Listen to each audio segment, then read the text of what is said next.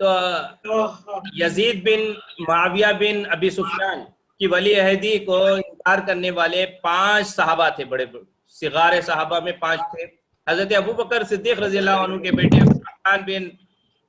عبد الرحمن بن ابو بکر رضی اللہ عنہ، اور پھر حضرت عمر رضی اللہ عنہ کے بیٹے عبداللہ بن عمر رضی اللہ عنہ، اور حضرت عباس رضی اللہ عنہ کے بیٹے عبداللہ بن عباس رضی اللہ عنہ، اور پھر 5 بڑے بڑے صحابہ نے امیر معاویہ کے فرزند یزید بن امیر حضرت ابو بکر صدیق رضی اللہ عنہ کے بیٹے عبد الرحمن بن ابو بکر، اور حضرت عمر فاروق رضی اللہ عنہ کے بیٹے عبداللہ بن عمر، اور حضرت عباس رضی اللہ عنہ کے بیٹے عبداللہ بن عباس، اور زبیر رضی اللہ عنہ جو عشر مبشرہ میں سے تھے اور نبی صلی اللہ علیہ وسلم کے ساڑو تھے، بی بی عائشہ کی بڑی بہن کے شوہر تھے، اسماء بنت ابو بکر کے شوہر تھے۔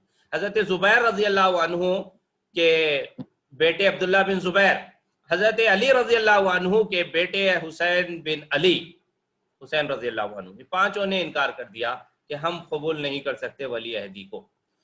تو حضرت امیر معاویہ نے ان پر زور نہیں کیا، کچھ بھی کوئی پابندی نہیں لگائی، ان کو ایسے ہی رہنے دیا، اور یہ 10 سال گزرے، اس کے بعد حقیقت میں اب تخت نشینی کا معاملہ آ گیا، پھر سے بیعت کرنے کا معاملہ آ گیا۔ تمام گورنرز کو یہ اطلاع پہنچائی گئی کہ اب سب کو بیعت کرنا ہوگا یزید بن معاویہ کو خلیفہ بنانے کے لیے، انہیں بادشاہ بنانے کے لیے۔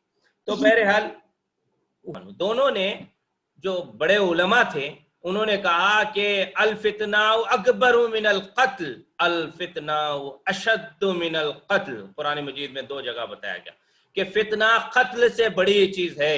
انہوں نے یہ محسوس کیا کہ اگر ہم تخت نشینی کو قبول نہیں کرتے ہیں، بادشاہ تسلیم نہیں کرتے یزید کی، تو وہ جابرانہ انداز میں ان کی حکومت ہم کو زور کرے گی اور ہم ریسسٹ کریں گے تو فتنہ ہو جائے گا، پھر ملت 2 حصوں میں تقسیم ہو جائے گی، لہٰذا ملت کے شیرازے کو بکھرنے نہ دیا جائے۔ حضرت عبداللہ بن عباس اور عبداللہ بن عمر رضی اللہ عنہما نے تائید کر دی اور انہوں نے تخت نشینی کو قبول کر لیا یزید کی۔ اب یہ 2 صحابہ کے بعد 2 صحابہ اور بچے تھے، عبداللہ بن زبیر اور حسین بن علی رضی اللہ عنہ۔ عبداللہ بن زبیر رضی اللہ عنہ نے کہا کہ ہم تو قبول نہیں کرنے والے ہیں، لہٰذا وہ مدینہ سے بچتے بچاتے نکل گئے اور خانہ کعبہ میں، حرم میں پناہ لے لی، اور انہوں نے کہا کہ یہاں سے میں ریولیوشن کروں گا، یہاں سے بغاوت کروں گا، لوگوں کو تیار کروں گا اور اموی بادشاہ یزید کے خلاف میں جنگ کروں گا۔ تو وہاں پر وہ پہنچ گئے، حضرت حسین بھی ان کا ساتھ دینے کے لیے آمدہ ہو گئے، مکہ جانے کے لیے تیار ہو گئے، لیکن اس اثنا میں ان کو کوفہ سے خطوط آئے، بولے کہ ظلم زیادتی بڑھ گئی ہے اور ہم آپ کے ہاتھ پہ بیعت کرنا چاہتے ہیں، اس لیے کہ کوفہ دارالمقام تھا، صدر مقام تھا حضرت علی رضی اللہ عنہ کی خلافت کا۔ تو حضرت حسین رضی اللہ عنہ کو یہ قبول کرنا، یہ ان کو تردد نہیں ہوا، کیونکہ اس سے پہلے ان کے والد محترم اور بڑے بھائی صاحب وہاں پر خلیفہ رہ چکے ہیں۔ تو یہ بولے کہ عوام کی آواز پہ جا رہا ہوں، کئی خطوط آئے، کئی سووں خطوط آئے، اور وہ خطوط کے جواب میں وہ جانے کے لیے تیار ہو گئے۔ جب تیار ہو گئے تو عبداللہ بن عباس رضی اللہ عنہ، جو ان کے نبی صلی اللہ علیہ وسلم کے چچا زاد بھائی تھے، وہ تو اس طرح سے حضرت حسین رضی اللہ عنہ کے رشتے میں نانا ہوتے تھے، وہ بھی انہوں نے منع کیا کہ مت جاؤ حسین، اور جانا ہے تو اپنی بیوی بچوں کو مت لے جاؤ، نوجوانوں کو لے کر جاؤ۔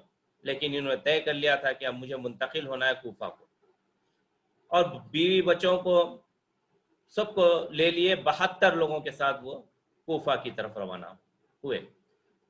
حضرت زبیر نے کہا حسین مت جاؤ، مکہ میں میرا ساتھ دو اور ہم دونوں مل کے یزید بن معاویہ کے خلاف جنگ کریں گے اور بغاوت کریں گے۔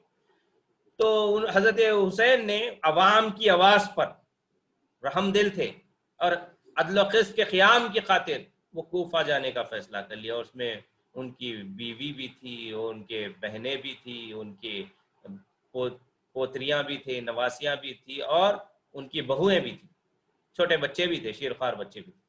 تو ان کو لے کر 72 لوگوں کو وہ چل پڑے۔ اس سے پہلے مسلم بن عقیل رضی اللہ عنہ کو بھیجا انہوں نے، جا کے حالات دیکھ کر آؤ کوفہ۔ کوفہ کو پہنچے تو وہاں پر کئی لوگ، ہزاروں لوگ مسلم بن عقیل کے ہاتھ پہ بیعت کر لی، انڈائریکٹ بیعت، حسین کے ہاتھ پہ بیعت کرنے کے لیے ہم تیار ہیں، لیکن اس اسنا میں یزید نے عبید اللہ بن زیاد، بہت جری آدمی تھا، ظالم تھا، اس کو بھیجا گورنر بنا کر، اور وہ کوفہ اور کربلا کا وہ جو مقام تھا وہاں پر پہنچے، اور اس کے نتیجے میں یہ ہوا کہ حضرت حسین رضی اللہ عنہ نکلے تھے راستے میں، جب مسلم بن عقیل وہاں پر بیعت ہو گئی، لوگ تیار ہو گئے، ان کے ہاتھ میں بیعت کیے، تو انہیں ایک اطمینان ہو گیا، اطمینان یہ ہوا کہ اب میں جاؤں گا تو میرے ہاتھ پہ بھی بیعت ہو جائے گی۔ لیکن مسلم بن عقیل نے اب عبید اللہ بن زیاد جو گورنر نیا بنا کے بھیجا گیا تھا، اس کے ساتھ بہت کم لوگ تھے، ان کے ساتھ 12,000 لوگ تھے مسلم بن عقیل کے ساتھ، تو انہوں نے محاصرہ کیا گورنر کے گھر کا۔ جب گورنر کا محاصرہ کیا گیا تو چھت پہ چڑھ کے چند لوگوں نے آواز دی کہ کوفہ والو تم لوگ جو ہے واپس چلے جاؤ، اور واپس چلے جاؤ ورنہ انجام بہت برا ہوگا، بڑا سخت ہوگا، یزید بہت بڑی فوج بھیجے گا اور تمہیں کچل دے گا۔ لوگ ڈر گئے، اور بولتے ہیں حضرت زبیر رضی اللہ عنہ نے کہا تھا حسین کوفی والوں پہ بھروسہ مت کرو، کوفی لا یوفی، کوفہ کے لوگ کبھی وعدہ پورا نہیں کرتے، وعدے کے خلاف کرتے ہیں۔ تو لہٰذا ویسے ہی ہوا کہ مکر گئے، جو بیعت لیے تھے وہ لوگ اپنے اپنے گھروں کو بھاگ گئے۔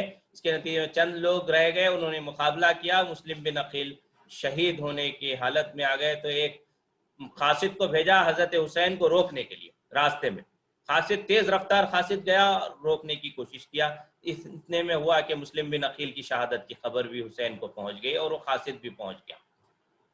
حضرت حسین نے کہا کہ چلو واپس چلتے ہیں، مکہ چلے جاتے ہیں، لیکن مسلم بن عقیل کے بیٹے نے کہا کہ آپ جانا چاہتے تو جائیں، لیکن میں تو میری منزل تو کربلا ہے، جہاں میں جاؤں گا اور وہاں پر میں مقابلہ کروں گا اور میرے باپ کے قصاص لوں گا، جان کا بدلہ لوں گا۔ تو حسین رضی اللہ عنہ بھی بولے چلو ہم سب چلتے ہیں کربلا، کوفہ کی طرف چلتے ہیں۔ کوفہ سے پہلے کربلا ہی پہ رکنا پڑا ہے لوگوں، کیونکہ وہاں روک دیا گیا ہے۔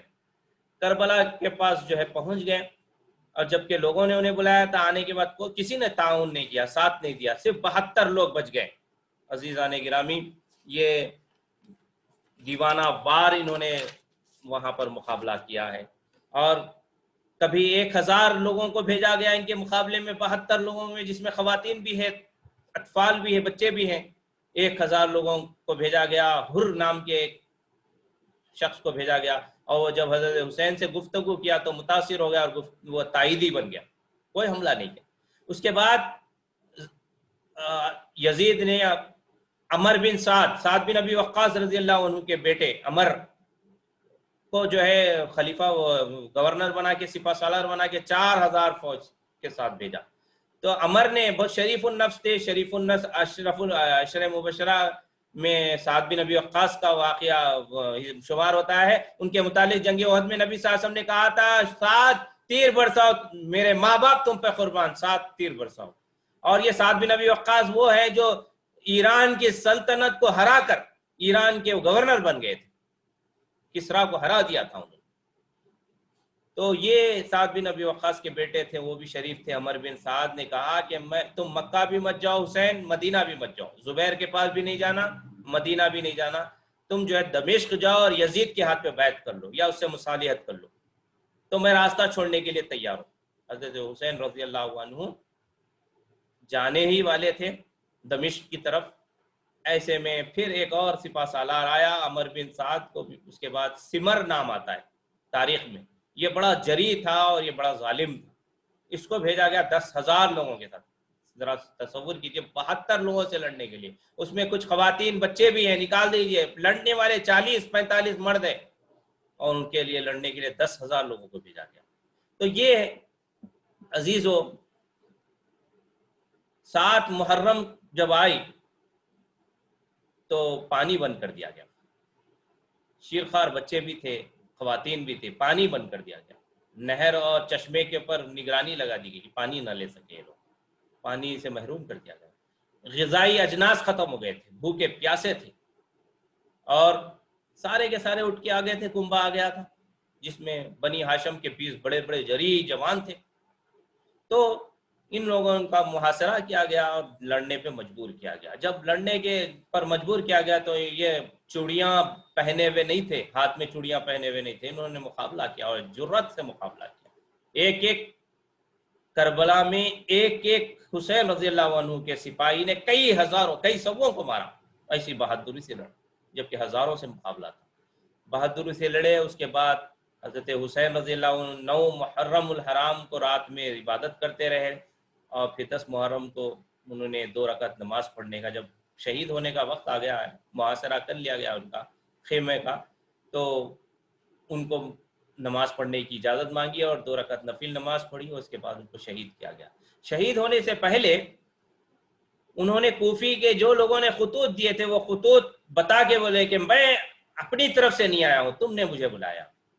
تو اب کوفہ والے ڈر گئے کہ یہ خطوط اگر یزید کے پاس پہنچیں گے تو ہم بلائیں اور سورش کے ذمہ دار ہم ہیں تو ہمیں چھوڑا نہیں جائے گا، یزید مروا دے گا ہمیں. تو لہٰذا کیا کیا جائے، وہ خطوط حاصل کیے جائے. خطوط حاصل کرنے کے لیے سیدھے سیدھے حسین رضی اللہ عنہ دینے والے نہیں ہیں، لہٰذا ان کے خیمے کو جلا دو، خیمے کو جلا دو، اس کے ساتھ ان کی اشیاء کو جلا دو، اس کے اندر وہ خطوط بھی جل جائیں گے. تو یہ ہوا کہ یزید کے بھیجی ہوئے فوج سے زیادہ عوام نے جنہوں نے بلایا تھا، جو شیعان علی تھے، انہوں نے ہی قتل کیا تھا. اور آج سبوں ہزاروں سال تک وہ ماتم اسی لیے کر رہے ہیں کہ وہی قاتل ہے حسین رضی اللہ عنہ کے. اور یہ سنی حضرات کو اہل بیت کی محبت سے خالی کہتے ہیں. اہل بیت کی محبت تو حقیقی طور پہ ہمارے پاس ہے، اس لیے کہ حسین کے راستے پہ چلنے والے اہل سنت والجماعت ہیں، یہ سنی حضرات ہیں. شیعہ لوگوں نے تو وہ لوگ تھے جو انہوں نے قتل کیا تھا کنبے حسین کو، حسین رضی اللہ عنہ کو. آج تک ماتم کر رہے ہیں اور اپنے آپ کو ان کا شہدائی کہتے ہیں، غمگسار کہتے ہیں، فالوورز کہتے ہیں، لیکن حقیقت میں ہم ہیں، کیونکہ ہم راہ حسین ابن علی پہ چلنے والے، راہ ابن علی پہ چلنے والے.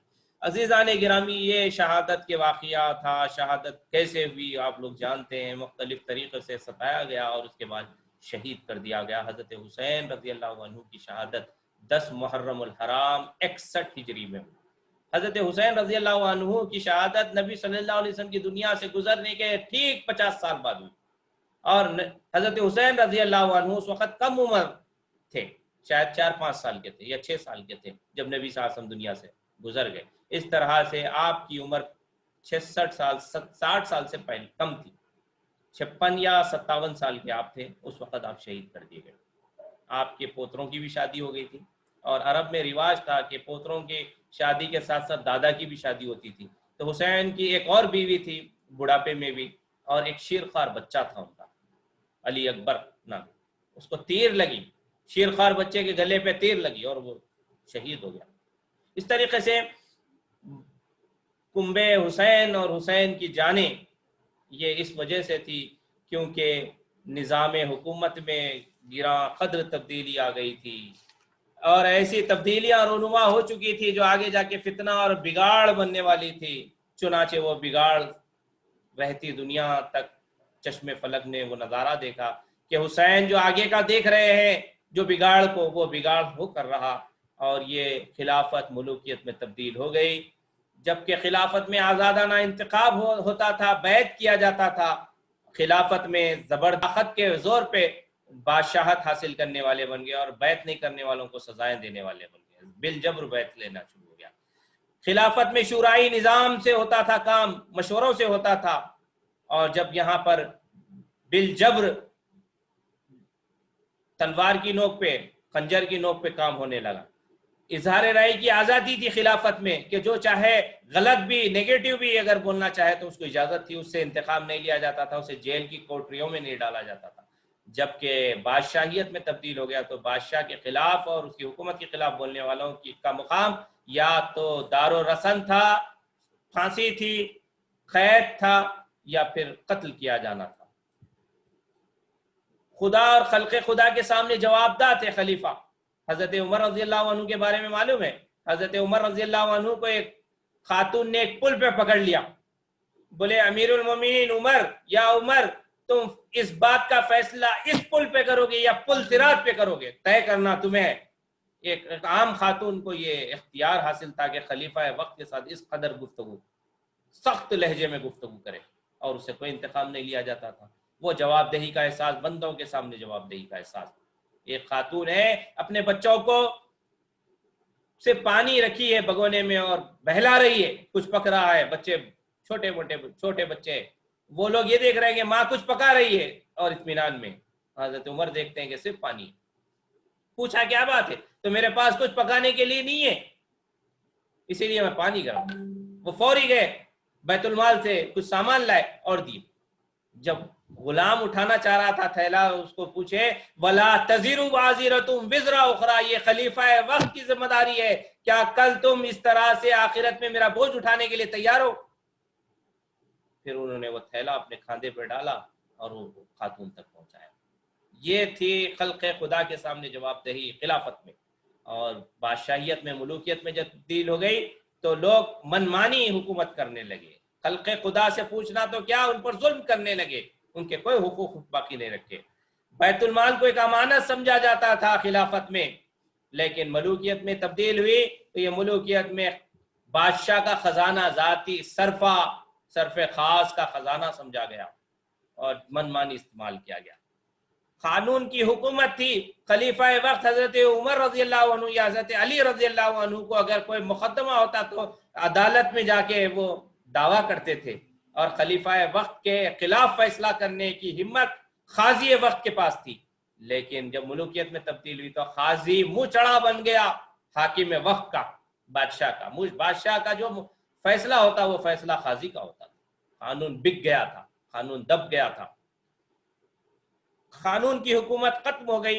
اب حکمرانوں کی مرضی چلنے لگی۔ حقوق و مراتب میں گورا کالا عجمی عربی نہیں دیکھا جاتا تھا، افریقی یا پھر شامی اور ایرانی نہیں دیکھا جاتا تھا۔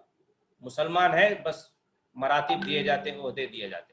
لیکن یہاں ہوا کہ عمرا وہ ہوتے جو چاپلوس ہوتے، خوش آمدی کرتے بادشاہ کے، ان کو گورنر بنایا جاتا، ان کو چاپلوسی کی وجہ سے انہیں دربار میں خاص مقام دیا جاتا، مختلف منسٹریز دی جاتی۔ یہ وہ بگاڑ تھا جو خلافت سے ملوکیت کی طرف اسلامی نظام حکومت جا رہا تھا، جس کے خلاف حضرت حسین رضی اللہ عنہ نے آواز اٹھائی تھی۔ یہاں پر عزیزان گرامی، آپ کے اور میرے لیے لمحہ فکر ہے، اسلام کی تحفیظ کے لیے، اس کی تقریم کے لیے، اس کی اقامت کے لیے، اس کی اشاعت کے لیے، اسے پھیلانے کے لیے، اس کو غالب کرنے کے لیے، اس کی اقامت کرنے کے لیے، اقامت دین کے لیے ہم سر دھڑ کی بازی لگانے کے لیے تیار ہو جائیں، ہر چیز کی قربانی دینے کے لیے تیار ہو جائے، وقت، مال، صلاحیتوں کے ساتھ ساتھ عزیز جان کو قربان کرنے کے لیے دریغ نہ کرے، آمادہ ہو جائے۔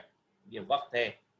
حضرت حسین رضی اللہ عنہ کا پیام یہ ہے، یہ شہادت گہے الفت میں قدم رکھنا ہے۔ لوگ آسان سمجھتے ہیں مسلمان ہونا، عزیزان گرامی، حضرت حسین رضی اللہ عنہ کی شہادت ہمیں درس دیتی ہے کہ ہماری زندگی میں ایک سر تبدیلی لائے، اسلام کے لیے یکسو ہو جائیں، اسلام پر عامل ہو جائیں، اسلام کے علمبردار بن کے اسلام کی دعوت لے کر آگے بڑھیں اور اقامت دین کے علمبردار بن جائے۔